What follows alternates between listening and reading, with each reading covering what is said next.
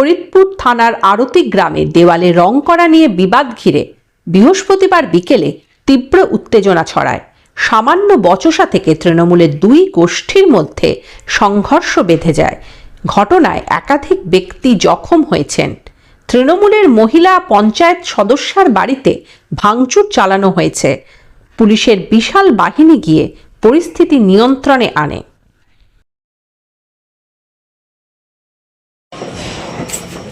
হয়েছিল বলতে এটা দেওয়াল রং করাকে নিয়ে একটা সূত্রপাত, সেখান থেকেই এত দুর্ঘটনা।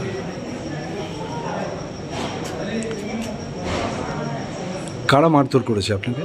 মারধর করেছে এখন জেলা তৃণমূল কংগ্রেসের দায়িত্বপ্রাপ্ত নেতা মহিদুল ইসলাম ওরফে রাজু, ওর ভাই ছিল, দুটো ভাগনা ছিল, আফজলের ভাই ছিল আক্তার এবং আলামতের ছেলে ছিল রাজা। এরা এসে আমার উপরে যে কোঠরি বাড়ি চালায়। তার সাথে ছিল এরা কি সবাই তৃণমূল করে?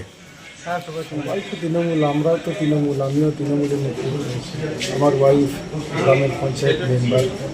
আজকে জনপ্রতিনিধির বাড়িতে হামলা হয়, ফলে সাধারণ মানুষ তাদেরকে কে প্রোটেকশন?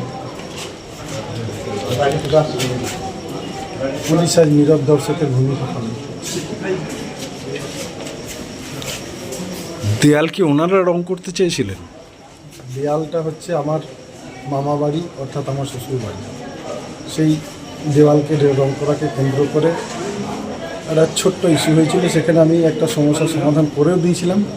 পরবর্তীকালে রাজু এসে সেটাকে একটা অন্য পর্যায়ে নিয়ে যায়। দেয়াল লিখনের জন্য রং কি? না না না, এটা বাড়ির দেওয়াল রং করা। আচ্ছা, বাংলার বাড়ি। আপনার নাম? আমার নাম শেখ নফিজুল হক। কি চাইছেন এখন? কী চাইব? দল সঠিক সিদ্ধান্ত নেবে। আমাদের দলের প্রতি পূর্ণ আস্থা আছে। দল যাদেরকে নমিনেট করে জনপ্রতিনিধি করেছে তাদের বাড়িতে যদি ভাঙচুর হয়, হামলা হয়, তার জন্য দলের সর্বোচ্চ আমাদের যিনি রয়েছেন, আমার বিধায়ক তথা আমাদের জেলা সভাপতি নরেন্দ্রের উপরে পূর্ণ আস্থা আছে।